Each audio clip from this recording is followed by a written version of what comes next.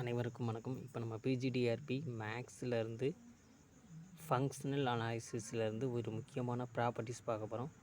அதில் first property பார்த்திங்கன்னா, if T1 and T2 be a self-adjoint operators then T1 T2 is self-adjoint.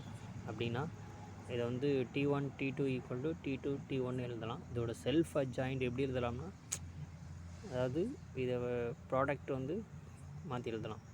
If T be an invertible operator then either both or none of T and T inverse are self-adjoint. Self-adjoint அதோட inverse self-adjoint, either both. T is self-adjoint operator on a Hilbert space H, then alpha T is a self-adjoint if and only if alpha is real. Hilbert spaceல வந்து self-adjoint ஒரு ஸ்கேலாரை வந்து multiply பண்ணோம்னா அது வந்து ரியலாக இருக்கும். An operator T on a Hilbert space H is self-adjoint. Tx, x is real. Okay, thank you.